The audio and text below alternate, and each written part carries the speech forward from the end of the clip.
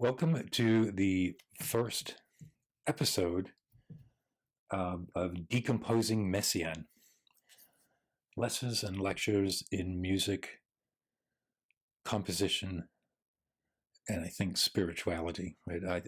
One of the points I'm trying to get across with this series is that a study of the music of Olivier Messiaen yields returns not just in an understanding of his music and his composition, but also in terms of how to make music meaningful to me, to you, a deeper understanding of this particular composer opens up a pathway to a deeper understanding of music, poetry, and life in general. Messiaen himself was a deeply and explicitly spiritual person, by which I mean that his music was titled and deliberately presented as his working out of theology and theological questions. Mostly an interpretation of the Catholic liturgy, but in some notable exceptions, that understanding explodes into this ecstatic, exuberant understanding of the cosmos and of the self. So that's quite a task that we've set for ourselves here. I'm going to work through the text that Messiaen published called The Technique of My Musical Language, Technique de mon langue musicaux, in my appalling French. I have a translation of it here.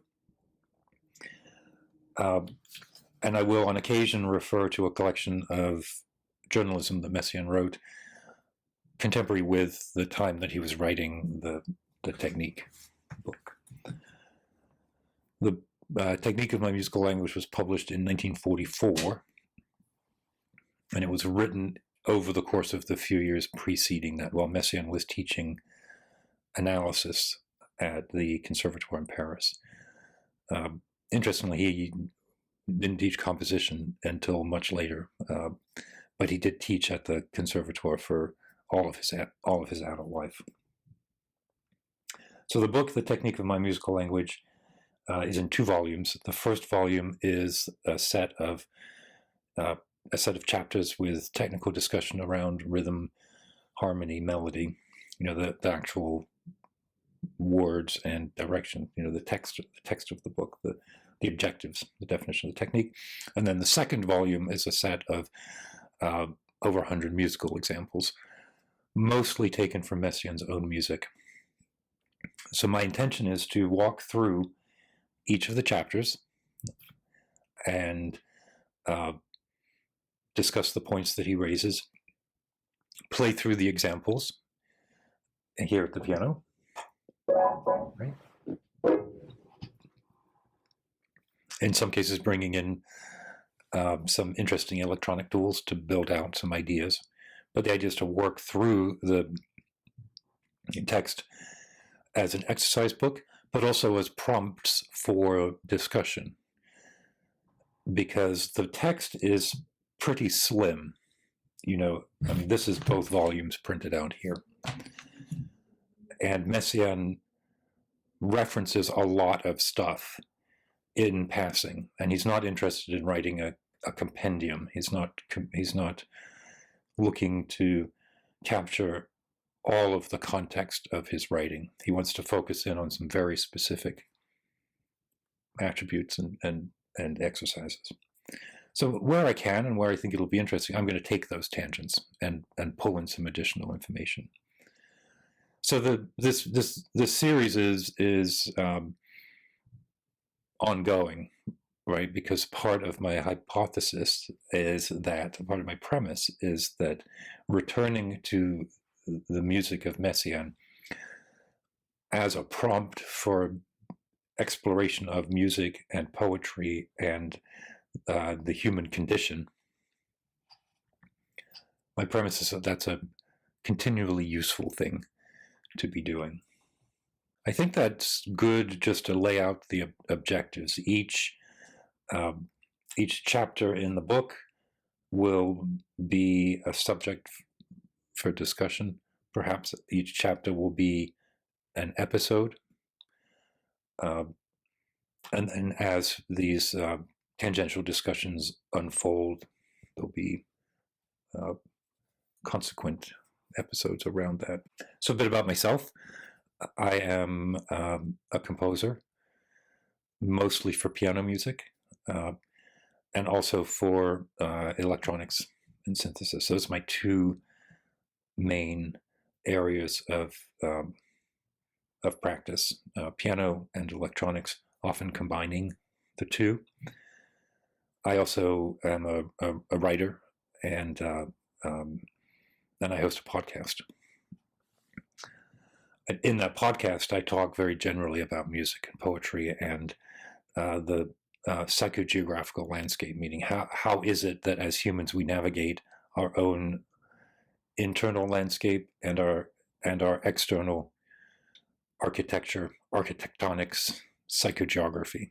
So I'm very interested in that area of phenomenon and experience that we individually go through.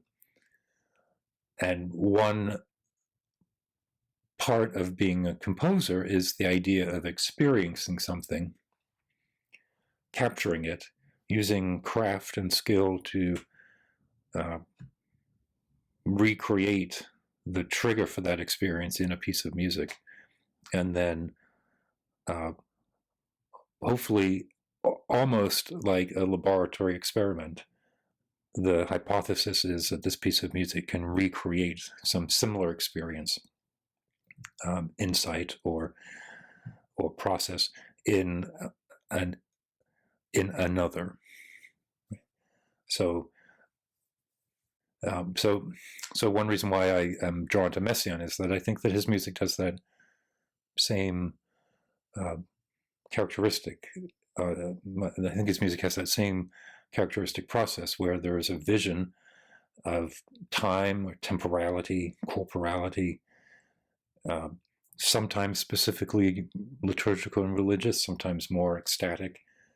And in Messiaen's techniques, he is deliberately looking for a mechanism to recreate that experience in the listener. How we interpret that experience, I think, is totally up for grabs. But the idea that there is a notion of time and a notion of the self within time is a recurring idea. And the compositional practices described in the technique, I think, work to at least explain how Messiaen thinks about uncovering that. And that's where I think that's like the tip of the iceberg, or it's the wedge issue. That once we start talking about that, we can pull apart other questions about our own interpretation and our own experiences. Where it's appropriate, periodically I'm going to sit and do compositional studies myself, where I take the subjects and zero in on the particular question that he's posing and write an etude. Nothing extraordinary, mostly 16 bars long, less than a minute, and very narrowly defined. If he's talking about a particular rhythmic practice, I'm going to try to eliminate everything else from the etude except for that rhythmic practice. Or if he's talking about the structure of a melody, try to reduce the other elements of that etude so that piece, that etude, highlights it, and hopefully by doing that as well, it gives us something to talk about from a composerly point of view. But I never want to lose sight of the objective that this music and this way of talking about music and thinking about music is generally and generically important and valuable. So I'm a composer and I'm a listener, but I'm also a human being, and you all listening to this are also human beings and listeners. And some of you may consider yourself composers. I consider composition to be a poor label for a very generic activity that most people engage in some way, even if they don't actively call themselves musicians or instrumentalists. I think of it as a way of approaching questions and answering things with a certain set of tools. And we all have those questions and we all have those tools. So we'll get into all of that, and again, the prompt will be the study of the technique, and then the other stuff will come along with it. So, Decomposing Messiaen, lectures and lessons in music composition, listening, and the human experience. So I know another reason that I'm looking forward to doing this is the act of going through this exercise, no doubt will be, so I expect this exercise to be enormously valuable for myself as a musician and a listener and as a human being. And one of the reasons for that is that I find that as I talk into a camera, I often say things spontaneously that I would never have thought to say before. So I have read the book, and I've got notes on the chapters. My copy here is marked up. And for the first few chapters, I printed out some of the supplementary material that I want to talk about. But in no way is this a scripted exercise. I fully expect that I will say something and it will be like a light bulb going off, so I fully expect to learn as I speak. I expect to learn through the act of speaking. One of the connections that has just come up in the last few minutes, the subtitle of this, I had been struggling. I knew I wanted to call it Decomposing Messiaen because I think that's funny, and then lessons and lectures in music composition. I knew I wanted that, but then I wanted to extend it out in music composition, listening, and the human experience. Well, that human experience is not what I was calling it before I started to talk here today, even. And it reminds me of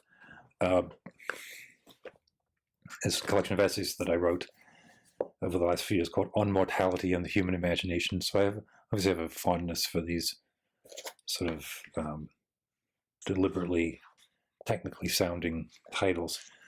And it occurs to me that there's a couple of essays in this book where I mention Messiaen in particular. So I'm looking forward, as we go through this, and as I begin the formal study of the musical language, I'm looking forward to going back to some of these essays and seeing the ideas that were nascent in the writing here, and perhaps getting a chance to dig into them a little bit deeper with a greater understanding of the craft behind it. I'll just leave this here. Slightly off camera. There we go. Decomposing Messiaen, lessons and lectures in music composition, listening, and the human experience. It's a bit unwieldy. I'm going to continue to use it. Don't be surprised if in a few hours I change it. Let's talk about the book itself then. So last time I introduced myself and the objectives. The Technique of My Musical Language was published in 1944. And a couple of key biographical points, right? So, of course, the war was still raging in 1944. But there were classes being taught at the conservatory at Messiaen, led the harmony and analysis class in the conservatory.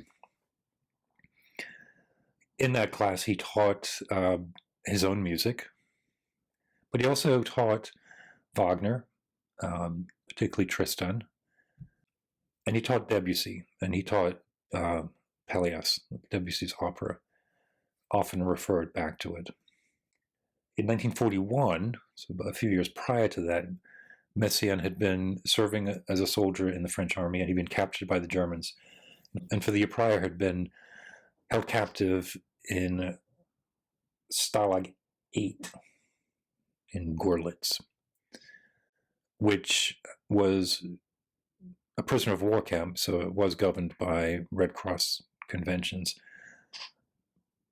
But there were opportunities for musicians to play together. The Quartet for the End of Time was written in that camp, famously written in that camp, and the technique of my musical language really encapsulates the craft and the way of thinking about music that is in that quartet. Messiaen is very famous for using birdsong in his music. That's really a later part of his career. He's definitely thinking about that here, but the big working out of how to use birdsong is not in this text. This text is very much about harmony and rhythm. So the first page, the cover page, The Technique of My Musical Language by Olivier Messiaen, professor at the National Conservatory of Music. There are 2 volumes. The first we mentioned was the text, and the second is the musical example, published by Alphonse Leduc in Paris. Leduc published much of Messiaen's music throughout his career. Turning the page, so now on the frontispiece, the book is dedicated to Guy Bernard de la Pierre. So who is Guy Bernard de la Pierre, you may be wondering, as I was wondering. And it turns out that in the years between 41 and 44, as Messiaen was teaching and thinking about this material and writing the book, he led a study group in the apartment that Guy Bernard de la Pierre owned. There was a nice piano there, and it was well located. So maybe half a dozen students would meet a couple of times a week, and Messiaen would lead analysis discussions. So I have a note from Peter Hill's biography of Messiaen, where he talks about a group called Les Flèches, the arrows, which was the nickname that those students had for their group, their study group with Messiaen. And Messiaen, so in the Peter Hill book, he draws from Messiaen's diaries from that time, and there's a diary note from October 1943 that says, "Organize at de la Pierre's house regular lessons in analysis and composition," unquote. So these were private lessons outside of the conservatory, although clearly some overlap in the students. It's not uncommon for the professors of the conservatory to teach their classes and then to have additional work that they would do in composition or in analysis. In Messiaen's diary, he notes, "We'll have a magnificent grand piano and begin with an analysis of Honegger's Antigone." So de la Pierre himself, we'll hear about him primarily as a producer of concerts that included many of Messiaen's premieres.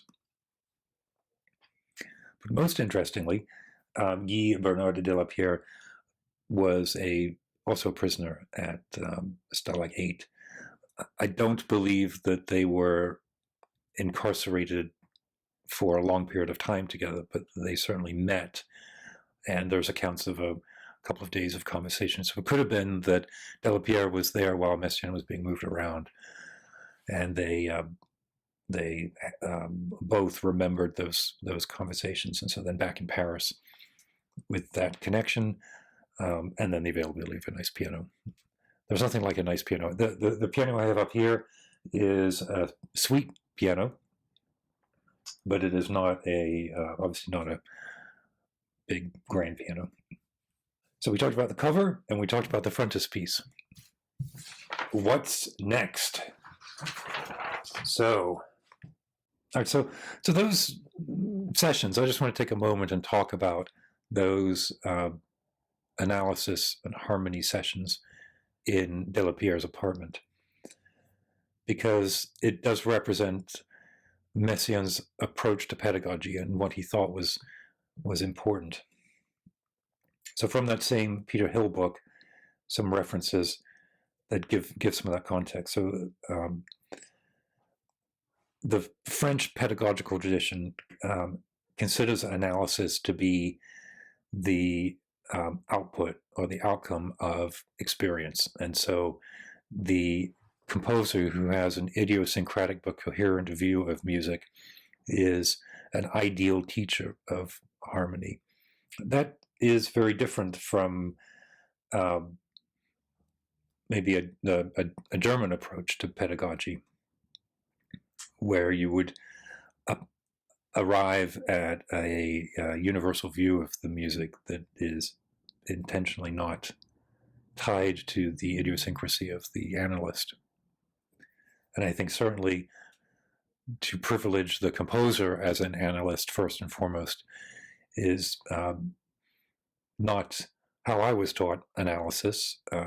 We learned Schenkerian analysis, which is a very elegant, reductive view of music, looking at the surface elements and using the word surface in a very, it does a lot of work, right? But it doesn't mean superficial.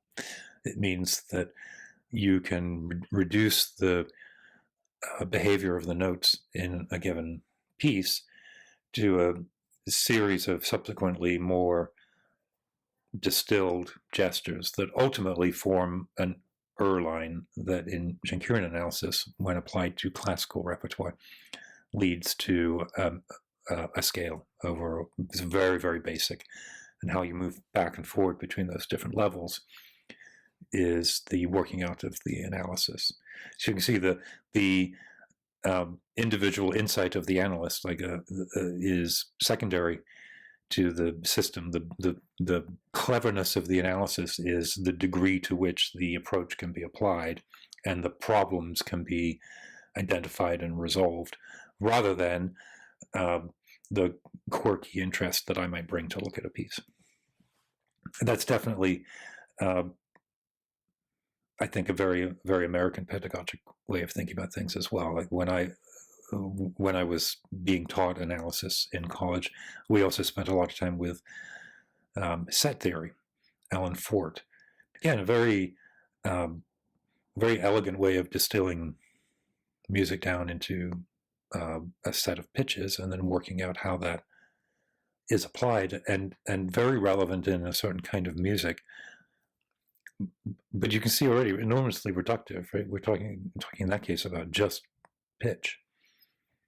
Nothing about rhythm or orchestration. Of course, you take the pitch set, and even in pitch set analysis, you are interested in how different elements of it are spread out through the orchestra or spread out over time. Right. So by all accounts, when Messiaen approached harmony in these classes, he was not looking to explain those structural levels. He was probably unfamiliar with Schenker, and would be quite likely to focus on a single harmony, a single chord in isolation. And he is also famous for being synesthetic, and meticulously synesthetic and consistently synesthetic, meaning that a lot of his harmonic understanding in his own writing is based on the colors that he associated with those harmonies. And he speaks about that in his writing. He talks about the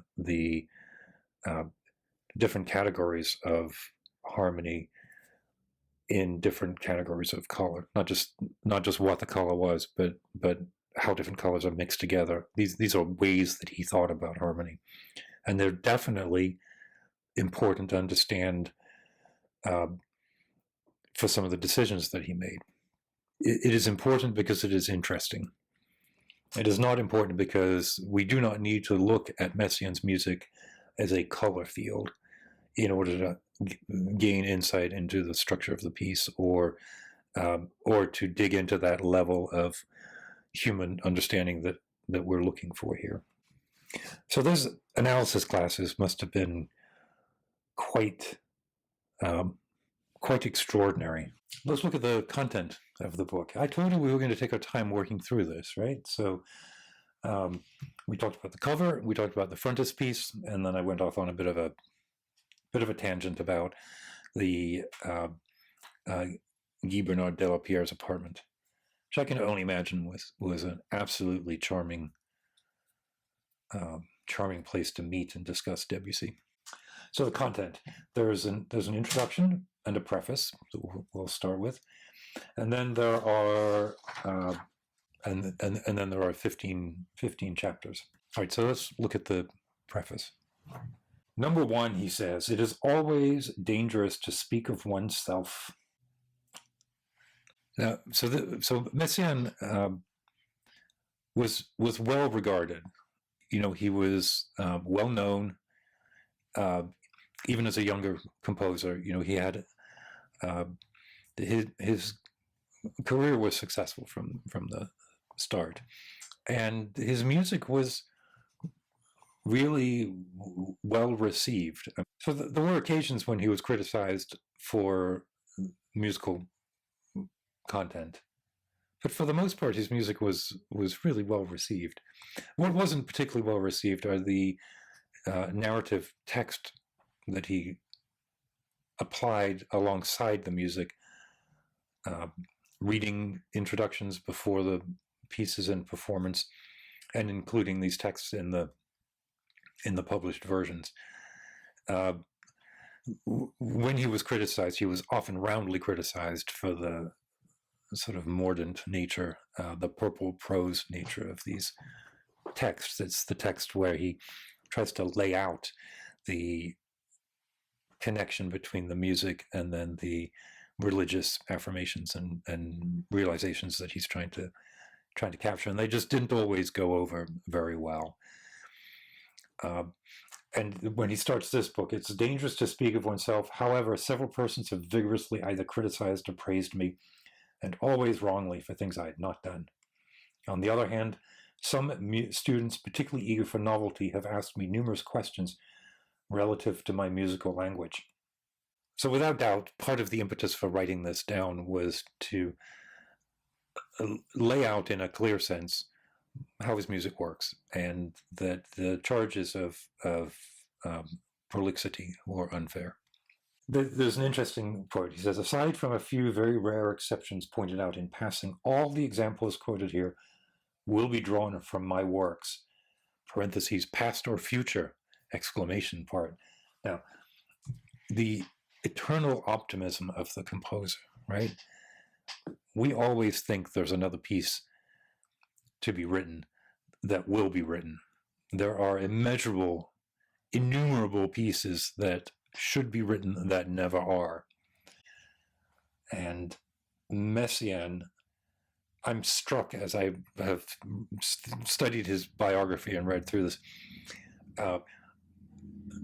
Messiaen really had no problem with defining a project and working on it. Some of those projects took an enormous amount of time, particularly later in life, when he took on some very big pieces.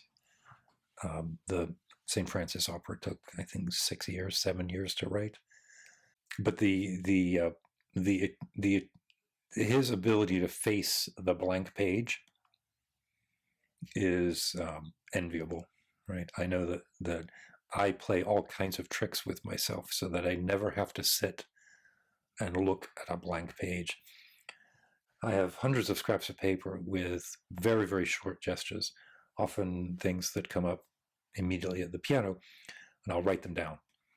Not because I'm going to do anything with them, but because I know that when I am going to do something, now I have this stack of resources. I've got a couple of, what was I just, right, I mean, just here when I was doing some sound checks, I came up with,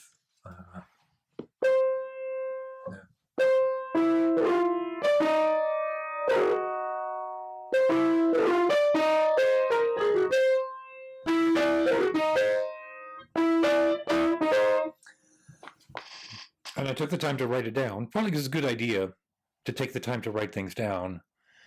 Even what I just played right now is clearly an embellishment of the notes that I've written down. But I took enough down so that I could recreate that feeling. It's a lot of the offset of this, and then the offset of.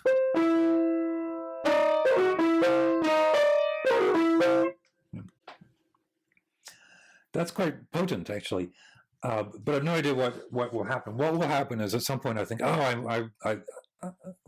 whatever crazy impetus will come across to write a piece of music. But you know what? I won't have to look at a blank piece of paper, will I? Because I've got that. I'm like, oh, what about that? Maybe in my mind right now it's a solo piano piece. But who knows what it will become.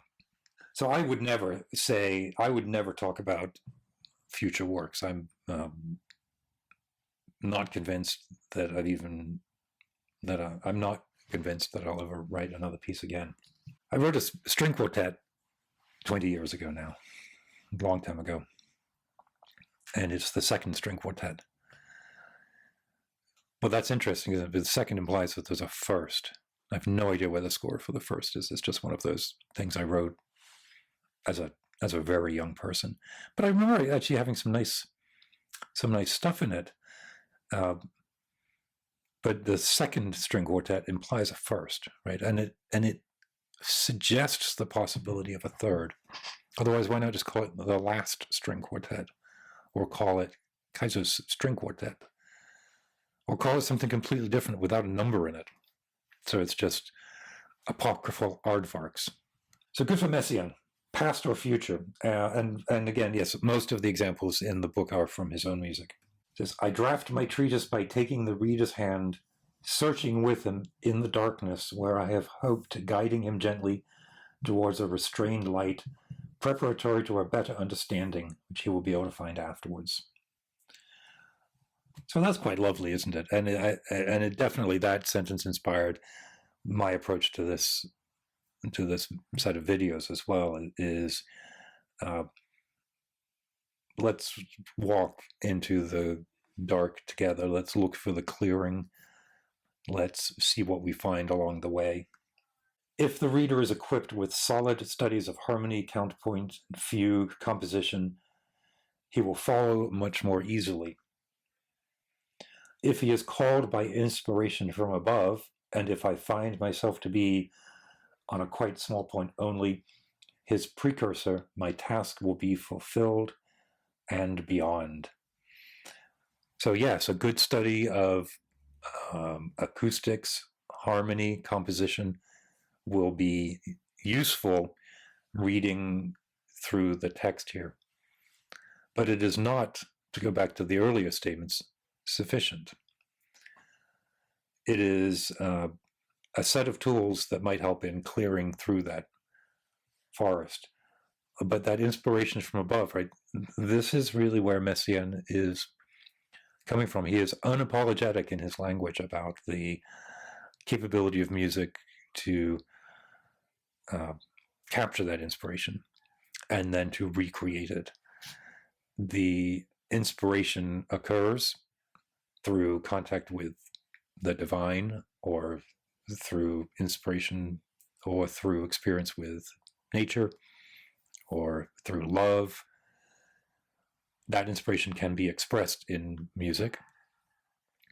And then someone else listening to that piece of music can recreate that initial experience. It's quite a remarkable approach to music. Now, no one will disagree with that. But the idea of founding a technical language on that inspiration is quite different, right? He's very clear what this book is not. It is not a treatise on composition. It is the technical analysis of a kind of language. And the objectives of that language are met by a few very clearly worked out ideas and approaches.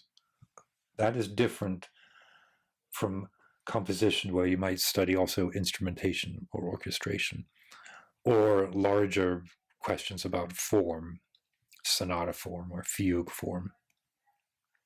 Not that those aren't referenced here, not that they're not important to an understanding of Messiaen's pieces, but for this book, for this study, he's looking at the music as a language and articulating some very specific rules about how elements of that language can be identified and then manipulated.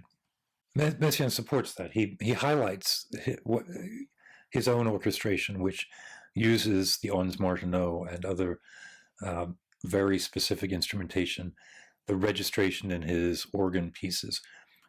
The fact that he doesn't talk about that in this book doesn't mean that he's not interested in it. It just means that he's being very specific. He also, so he says that the technique of my musical language is not going to deal with the spiritual side of music or his interpretation of spirituality. It's not entirely true. He does reference the framework of liturgy and spirituality that he feels is ultimately necessary to understand the music. But the point of the book, the structure of the book, is around the technique. I shall content myself on this last point with citing an article in which I formally glorified sacred music. After having asked for a true music, that is to say, spiritual, a music which may be an act of faith, a music which may touch upon all subjects without ceasing to touch upon God, an original music, in short, whose language may open a few doors, take down some yet distant stars, I stated that there is still a place, plain chant itself not having told all. And I concluded, to express with a lasting power our darkness struggling with the Holy Spirit, to raise upon the mountain the doors of our prison of flesh, to give to our century the spring water for which it thirsts. There shall have to be a great artist who will be both a great artisan and a great Christian. It should probably be clear, although I'm not clear, whether Messiaen considers himself that particular artisan and Christian who can raise upon the mountain the doors of our prison of flesh through his music. I think he probably aspires to that. But I also do think that he feels that there's a evolution that has to happen, that he is taking first steps. Perhaps he anticipates, because remember, this is early, this is the 40s, right? So he's in his 30s, that there's an anticipated evolution in his own music, going back to that, hearkening back to that optimism of the blank page. So I do think that Messiaen sees himself as a composer who's working on these questions and may emerge as the voice that he's looking for. So the article that he's referencing, I found, is called On Sacred Music, and it is talking about his organ piece, La Nativité du Seigneur, published in a journal called La Page Musicale. So I thought it would be interesting to pull out that article and read through a bit more of it.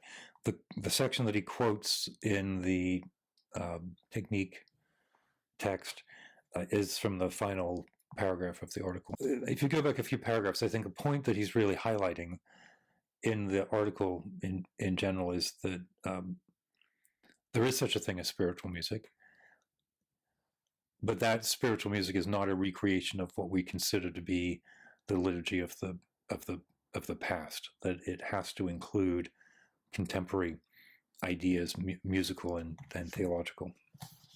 So let's walk through how he gets there. He's quoting from the Gospel of St. John about the identification of spiritual truth. And then he says, music remains the most immaterial of the arts. Let us promote true music, sacred music, which is firstly and above all an act of faith. So that's quite an opening argument, or quite a rhetorical flourish at the end of an argument, that the only true music is spiritual music. But what does he mean by that? And he asks the question, is this to say that this music must necessarily be circumspect limited to certain subjects of a style and language more or less out of date. And is the subject matter constrained to our past understanding of theology?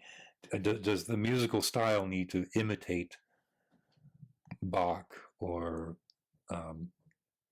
polyphony or tonal chorales?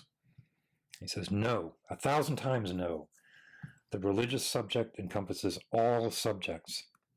And this, you definitely see this as he moves later in his life and begins to use birdsong as a most profound meaning for structure, for elocution, for, by which I mean the rhetoric, the drama of the music, as well as the harmonic content, the work that he went into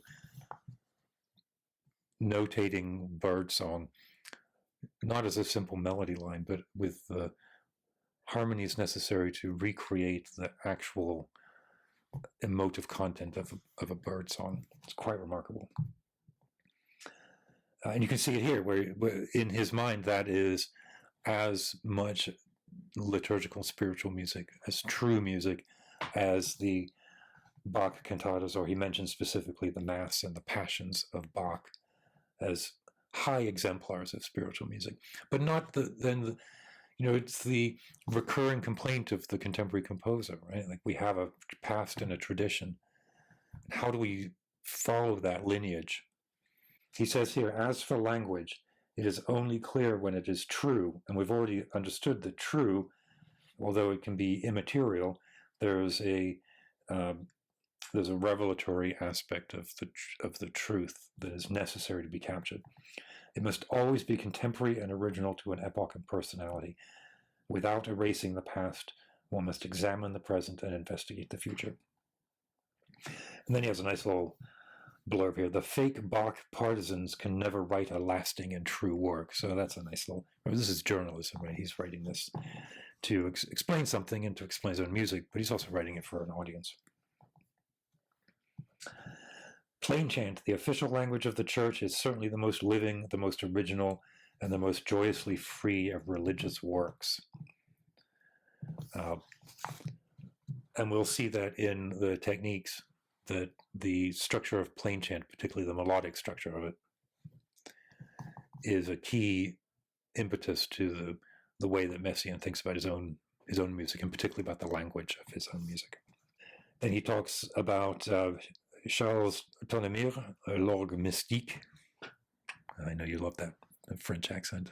Tonnemire shows how, on the contrary, one can modernize plain chant, adopt polytonality and Debussy's harmonies to the jubilant arabesques of the Alleluias in a rhythm at once supple and strikingly contemporary. Such a work is truly Catholic, liturgical and living. It is, perhaps at this moment, a masterpiece of sacred art. Do you know that piece, L'Orgue Mystique by Charles Tonnemire? I don't know it. I'm going to write a note here to study Charles Tonnemire, because according to Messiaen, between 1935 and 1939, that piece was the masterpiece of sacred art. But look, I think that sentence, modernize plain chant, adapt polytonality and Debussy's harmonies to the jubilant arabesques of the Alleluias, I think that sentence summarizes exactly his objectives in the technical language, in the text that he's talking about. So Messiaen is taking the preface. He is characteristically inviting the reader in. He's identifying the points of interest, right? Rhythm, harmony, melody, but not composition. And he's laying out the spiritual framework. He's doing that by saying that he won't be talking about it in the book, but he gives us a pretty good insight into the value that he places on the spiritual direction of the music. Then part 2 of the preface, the final paragraph of the preface. I do not want to close this introduction without thanking. And then he lists his masters, the people he studied with, and a series of other very interesting sources of inspiration. So let's go through these. My masters: Jean and Noel Gallon, who stimulated in me the feeling for the true harmony; Marcel Dupré, Paul Ducat. Both of those were teachers, Messiaen's teachers at the conservatory, who taught me to develop, to orchestrate, to study the history of the musical language. And so they gave him the framework that he said we can come to this, the framework of harmony and form. And then he talks about those who influenced him. His mother, Cécile Sauvage, right? His wife, Claire Delbos, who was also a student at the conservatory, violinist. Shakespeare, Claudel, Reverdy and Éluard, Hello and Dom Colomba Marmion. Birds, Russian music, Debussy's Pelléas et Mélisande, plain chant, Hindu rhythmics, the mountains of Dauphiné, and finally all that evokes stained glass window and rainbow. And then he lists my most devoted interpreters: Roger de Sommières, conductor; Marcel Bunlet, a singer; Etienne Pasquier, a cellist; and Von Loriot, pianist. Finally, all who induced me to write this book, and particularly my friend André Jolivet, another composer who was part of the ongoing group around Messiaen as they grew together. So you have his teachers, you have a bunch of influences, a pretty wide range of influences, right? Poets and other musicians, and some religious writing. And then you have the interpreters and the people who you could imagine were directly driving him to write this down.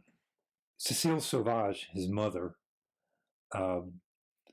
Messiaen was deeply influenced by his mother. She died quite young from tuberculosis and wrote one volume of poetry. And Messiaen refers to those poems throughout his life. He sets a couple of them to text in some of the later song cycles. But I think more interestingly is that when there is text that's sung, if it's not liturgical, it is text that Messiaen wrote himself. And he draws that from his mother. So I thought it would be nice to read one of her poems. I don't have the full collection, but I found a few of them, and this one I particularly like. Ainsi voilà l'espace où ma vie a traîné. I won't read the whole thing in French. That would be unkind to you all. Here's a translation. And so, this is the place where my life was shaped. These mountains, these somber trees. For such things, so dear and unassuming, have I left the shadows. For this lowly window where the sky has slept, maintained by bees. For these flimsy dreams with which my sleeping heart has caressed its slumbers. I was only that, only thus am I, oh, my lonely life. And time has chosen to root my steps within these valleys. Farewell, remembrance, farewell to every season, whether bad or joyful.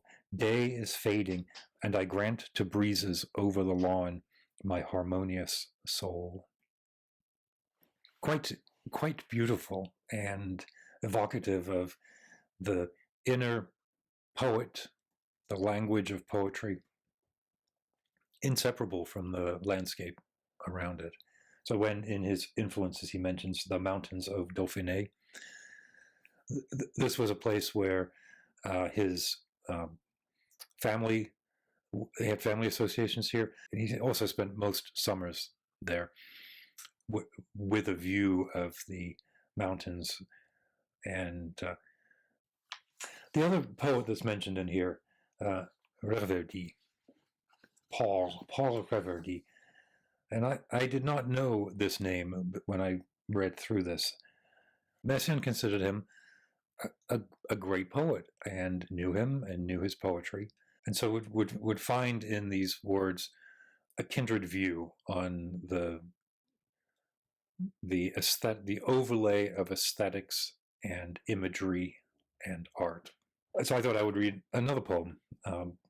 This is by Pierre Reverdy. And so we get a sense of how this artistic milieu of poetry and inspiration works with Messiaen. The stems of the sun bent over the eye, the sleeping man, the whole of the earth, and this head, heavy with fear in the night, this complete whole, vast, and even so streaming with water, the noise, the peals of little bells mingled with the clinking of glasses, the bursts of laughter. The head moves on the carpet, the body shifts and turns over the warm spot at the slipping feet of the animal. It's that they're waiting for the summons of the shock and the signal of the eyelid.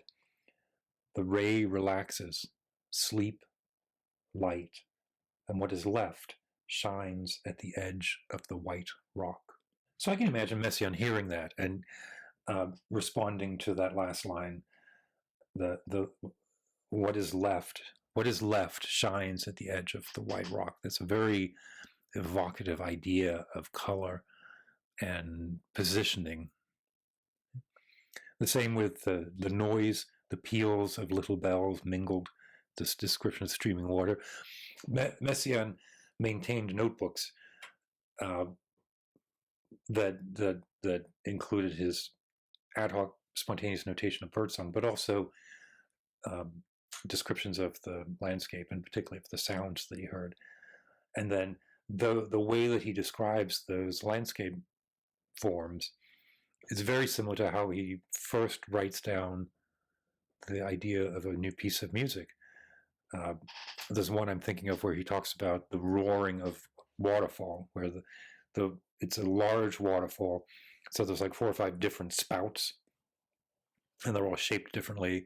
And as you sit and listen to them, you can hear each of them with a unique characteristic, some more prevalent than others, and then a sense of them mixing down. And then when he first starts to describe a piece of music, it'll often be with, like, a roar of trumpet underneath a ringing bell type of sound. Right? He's thinking in these broad, colorful sonic gestures. So this kind of like surrealist language of evocation around the edges, I can totally see being an inspiration.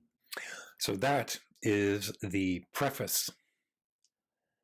In the next chapter 1, The Charm of Impossibilities, where he'll start to actually introduce some of the compositional techniques, the ideas that he's going to be working with. So we are moving slowly through this, but hopefully it is an enjoyable conversation and process as we go through.